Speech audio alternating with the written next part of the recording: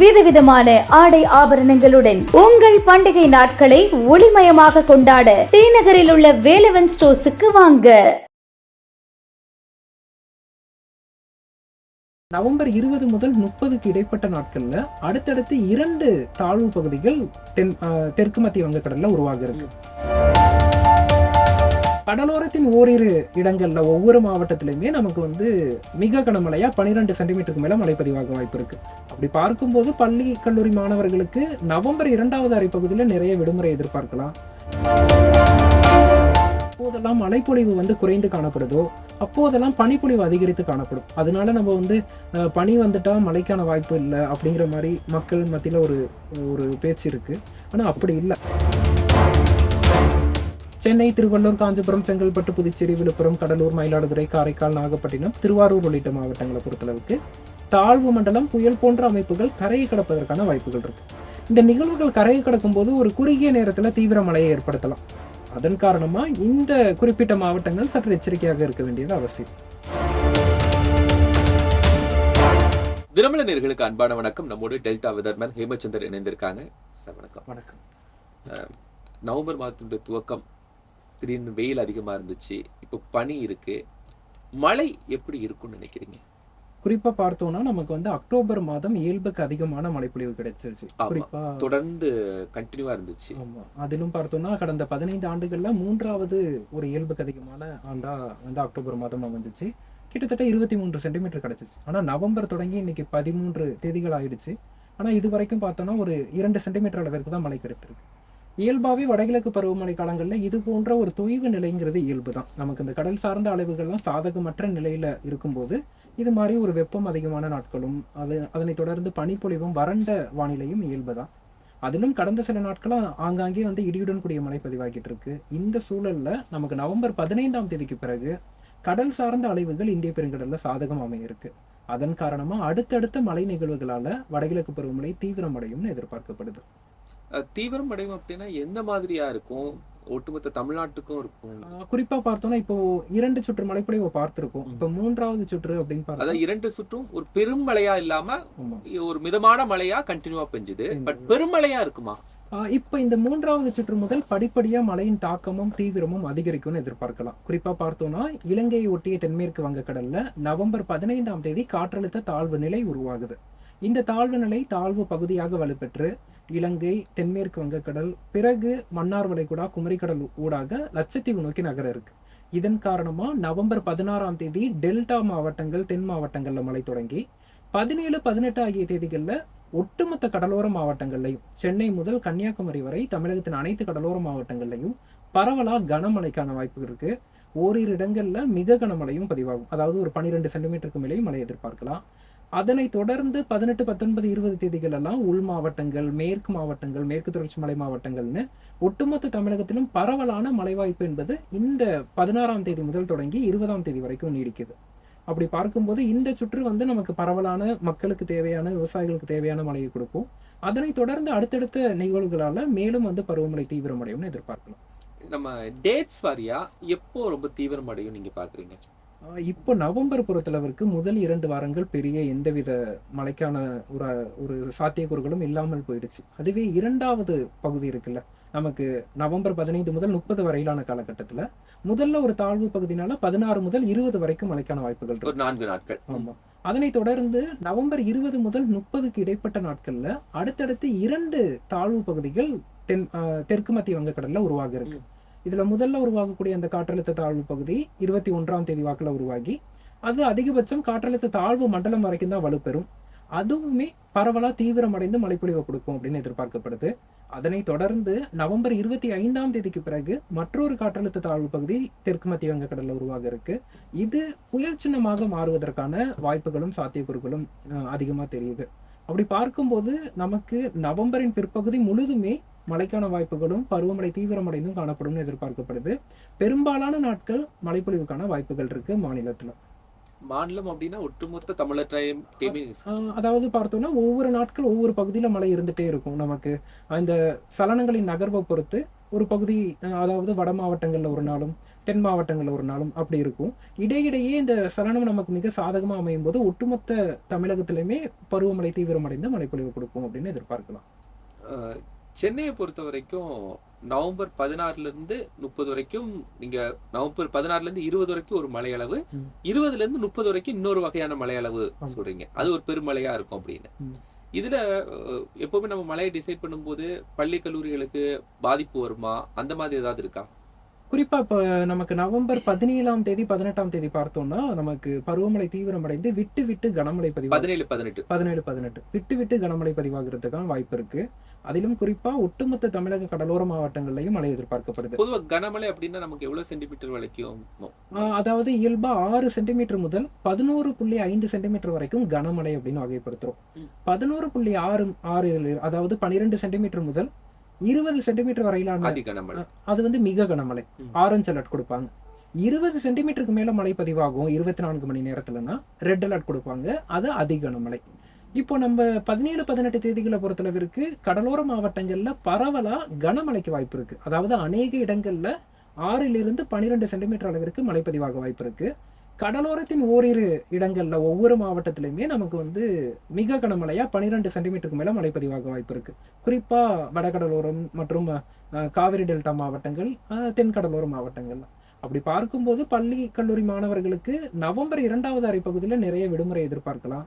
இந்த மழைப்பொழிவு தீவிரமடைந்த மழைப்பொழிவு கொடுப்பதனால நமக்கு விடுமுறைக்கான வாய்ப்புகள் என்பது நவம்பர் 17ஆம் தேதி முதலே இருக்கு. குறிப்பா நிறைய மாவட்டங்கள்லயும் விடுமுறைக்கான வாய்ப்புகள் இருக்கு. சோ இது ஒரு காரணம். டிசம்பர் மாதம் எப்படி இருக்கும் அடுத்து? இப்போதைக்கு நம்ம பார்த்தோம்னா நவம்பர் மாதமே நம்ம வந்து தொடர்ந்து கண்காணிக்கணும். ஏன்னா கிட்டத்தட்ட 3 நிகழ்வுகள் இருக்கு. முதல்ல ஒரு காற்றழுத்த தாழ்வு பகுதி 16 முதல் 20, அதனைத் தொடர்ந்து ஒரு தாழ்வு பகுதி புயல்னு 3 நிகழ்வுகள் இருக்கு.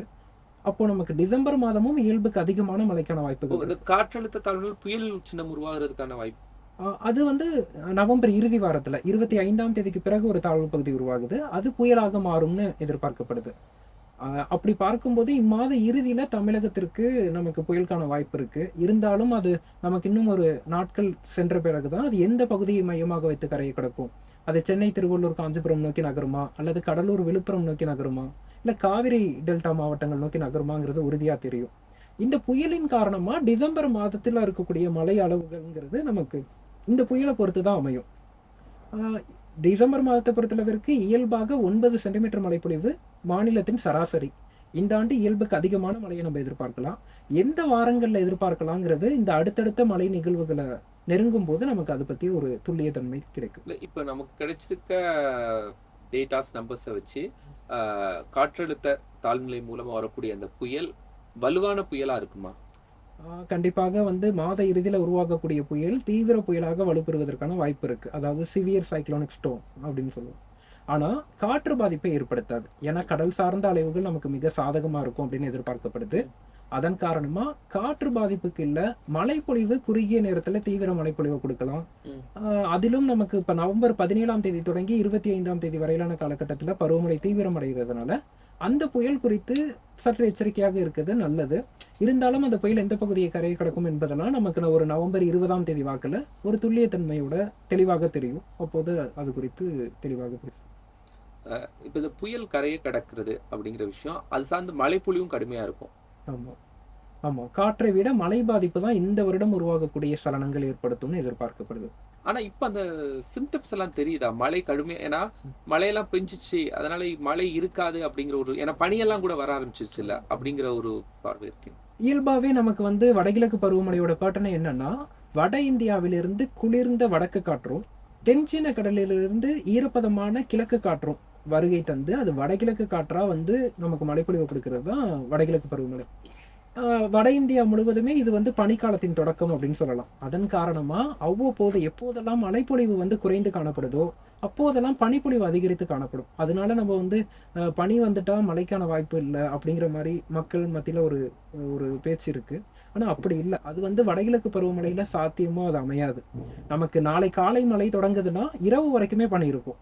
இன்று காலை வரைக்கும் பனி பெஞ்சிருக்கும், மாலை திடீரென மழை தொடங்கும். மழை தொடங்கினா பனி விலகிரும், பனி விலகுனா மழை தொடங்கிடும். இதுதான் கான்செப்டே. அதனால நம்ம பனிப்பொழிவு தொடங்கினதுனால மழைப்பொழிவு பாதிக்கப்படும் நினைக்க தேவையில்லை. இந்த பனிப்பொழிவின் வருகையே மழையை குறிக்குது, அடுத்த சில நாட்கள்ல மழைக்கான வாய்ப்பு இருக்கு என்பதை நம்ம எடுத்துக்கணும். இப்ப தமிழ்நாட்டுல ஒரு மண்டலம் வாரியா நம்ம பார்த்தோம் அப்படின்னு சொன்னா இன்னும் கூட நீர்நிலைகள்லாம் ஃபுல்ஃபில் ஆகாம இருக்குங்க. அந்த அளவுக்கு மழை இல்லை அப்படின்னு சொல்லலாம். ஸோ இந்த 2 மாதங்கள்ல வரக்கூடிய மழையினால அந்த நீர்நிலைகள் நிரம்புறதுக்கான வாய்ப்பு இருக்கா ஒரு பகுதி வாரியா? இப்போ பார்த்தோம்னா நமக்கு வந்து தென்மேற்கு பருவமழை காலத்துல வட மாவட்டங்கள்ல நல்ல மழைப்பொழிவு பெற்றுச்சு. ஆனா தென் மாவட்டங்கள், மேற்கு மாவட்டங்கள்ல பெரிதாக மழை இல்லை. கடந்த அக்டோபர் மாதமும் பெரிதாக குறிப்பிடும் அளவிற்கு மழை இல்லை. இந்த சூழல்ல முழுமையான வடகிழக்கு காற்றே நவம்பர் 12ஆம் தேதி தான் திரும்பி இருக்கு. 15ஆம் தேதிக்கு பிறகுதான் தீவிரமடை இருக்கு பருவமழை. அடுத்தடுத்த மழை நிகழ்வுகள் கிட்டத்தட்ட ஒரு 4 சுற்று மழைப்பொழிவு மீதம் இருக்கு. 4 முதல் 5 சுற்று மழைப்பொழிவு மீதம் இருக்குன்னே சொல்லலாம். இப்படி அடுத்தடுத்த சுற்றுகள்ல கண்டிப்பாக தென் மாவட்டங்கள், மேற்கு மாவட்டங்கள், வடக்கு உள் மாவட்டங்கள், வடகடலோர மாவட்டங்கள், காவிரி டெல்டா மாவட்டங்கள்ட்ட மாநிலம் முழுவதுமே நமக்கு வந்து இயல்புக்கு அதிகமான மழையை எதிர்பார்க்கலாம். குறிப்பா நீர்நிலைகள் நிரம்பும் அளவிற்கான மழைக்கான வாய்ப்புகள் இருக்கு. இதுல தென் மாவட்டங்களுக்கு புயலுக்கான பாதிப்புகள், வாய்ப்புகள் குறைவா இருக்கு. அதுவே சென்னை தொடங்கி நாகப்பட்டினம் வரையில தென் மாவட்டங்கள்லாம் மதுரைக்கு அந்த பக்கம் உள்ள மாவட்டங்கள், நமக்கு புதுக்கோட்டை, ராமநாதபுரம், தூத்துக்குடி, திருநெல்வேலி, கன்னியாகுமரி மாவட்டங்கள்ல புயலுக்கான ஆபத்து குறைவு. அதே சமயத்துல இயல்புக்கு அதிகமான மழை வந்துவிடும். ஏன்னா குமரிக்கடல் நோக்கி அந்த தாழ்வு பகுதி நகரும் போது அவர்களுக்கு கிடைக்க வேண்டிய மழை கிடைத்துவிடும். ஆனால் பாதிக்கும் பெருமழை இருக்காது, புயல் பாதிப்பு என்பது இருக்காது. ஏன்னா 2023 பெரிய ஒரு வெள்ளத்தை சந்திச்சாங்க, அது போன்ற ஒரு நிலை இல்லை. அதே சமயத்தில் வட மாவட்டங்கள் சென்னை, திருவள்ளூர், காஞ்சிபுரம், செங்கல்பட்டு, புதுச்சேரி, விழுப்புரம், கடலூர், மயிலாடுதுறை, காரைக்கால், நாகப்பட்டினம், திருவாரூர் உள்ளிட்ட மாவட்டங்களை பொறுத்தளவுக்கு தாழ்வு மண்டலம், புயல் போன்ற அமைப்புகள் கரையை கடப்பதற்கான வாய்ப்புகள் இருக்கு. இந்த நிகழ்வுகள் கரையை கடக்கும் போது ஒரு குறுகிய நேரத்துல தீவிர மழையை ஏற்படுத்தலாம். அதன் காரணமா இந்த குறிப்பிட்ட மாவட்டங்கள் சற்று எச்சரிக்கையாக இருக்க வேண்டியது அவசியம். என்னென்ன மாவட்டங்கள்? அதாவது வட தமிழக மாவட்டம், சென்னை தொடங்கி நாகை வரையிலான அந்த வட தமிழக கடலோர மாவட்டங்களும், காவிரி டெல்டா மாவட்டங்களும். இப்ப இந்த மழை பெய்யறதுனால, இந்த காற்றழுத்த தாழ்வு நிலையில வரக்கூடிய மழையினால எல்லாருக்கும் ஒரு அக்ரிகல்ச்சர் ரீதியாகவும் இல்லை நீர்நிலை நிரம்புறதும் ஆல் ஓவர் தமிழ்நாடு ஃபுல்ஃபில் ஆயிருமா? அங்க ஏதாவது பிரச்சனைகள் இருக்கும்? இப்போ நவம்பர் 16 தொடங்கக்கூடிய அந்த டெல்டா மழை 17, 18, 19, 20 தேதியில பரவலா மாநிலம் முழுவதும் மழையை கொடுக்கும். இது வந்து பெரிதா பாதிக்கக்கூடிய மழையா அமையாது. நீர்நிலைகளை வந்து உயர்த்தும் அளவிற்கும், நிலத்தடி நீர்மட்டத்தை உயர்த்தும் அளவிற்கும், விவசாயிகளுக்கு தேவையான மழையாகவும் அமையும். அதன் பிறகும் நமக்கு அடுத்தடுத்த சுற்றுகள் இருக்கும்போது இது வந்து முழுமையாக நீர்நிலைகளை வந்து நிரப்பும் அப்படின்னு எதிர்பார்க்கலாம். இந்த ஆண்டு வடகிழக்கு பருவமழை ஜனவரி மாதம் வரைக்கும் நீடிப்பதற்கான வாய்ப்புகள் இருக்கு. அப்படி பொங்கல் வரைக்கும் இருக்கும். பொங்கல் வரையிலான பகுதியில நீடிப்பதற்கான வாய்ப்புகள் இருக்கு. ஜனவரி மாதத்துல புயலோ தாழ்வு மண்டலமோ உருவாக போறதில்ல. ஆனா மழைப்பொழிவுக்கான வாய்ப்புகள் என்பது இருக்கு. அப்படி பார்க்கும்போது இந்த ஆண்டு வந்து மக்கள் வந்து வறட்சியோ இல்லை வந்து மழை பற்றாக்குறை ஏற்படுமோன்னு பயப்பட தேவையில்லை.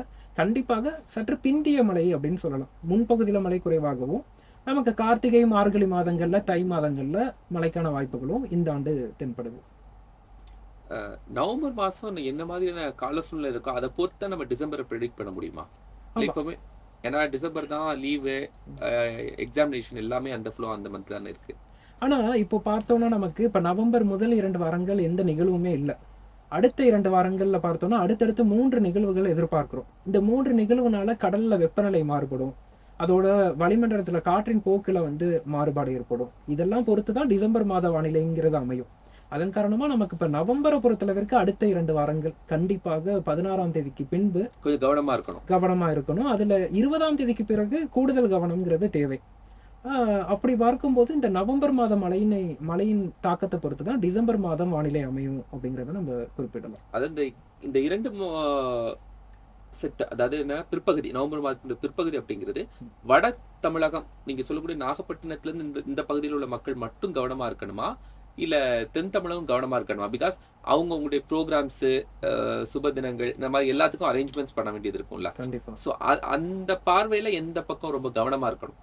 கண்டிப்பாக நமக்கு வந்து சென்னை தொடங்கி நாகை வரையிலான அந்த கடலோர பகுதி தான். சென்னை, திருவள்ளூர், காஞ்சிபுரம், செங்கல்பட்டு, புதுச்சேரி, விழுப்புரம், கடலூர், மயிலாடுதுறை, காரைக்கால், நாகப்பட்டினம், திருவாரூர் மாவட்டங்களும், இந்த மாவட்டங்களை ஒட்டி இருக்கக்கூடிய உள் மாவட்டங்கள் ராணிப்பேட்டை, வேலூர், திருவண்ணாமலை, கள்ளக்குறிச்சி, திருச்சி, அரியலூர், பெரம்பலூர் போன்ற மாவட்டங்களும் சற்று எச்சரிக்கையா இருக்கும். ஏன்னா 16ஆம் தேதி தொடங்கக்கூடிய பருவமழை 25 வரைக்கும் பரவலா மழைப்பொழிவு கொடுக்கும். இது மாநிலம் முழுவதும் பரவலான மழையை கொடுக்கும்போது மண்ணின் ஈரப்பதம் வெகுவா அதிகரிச்சிடும். அதன் பிறகு ஒரு புயல் வரும்போது அந்த புயல் கரையை கடக்கக்கூடிய பகுதியிலும் கரையை கடந்து உள் மாவட்டங்கள் நோக்கி தான் நகரும். அந்த உள் மாவட்டங்கள்லையும் சற்று தாக்கத்தை ஏற்படுத்தலாம்.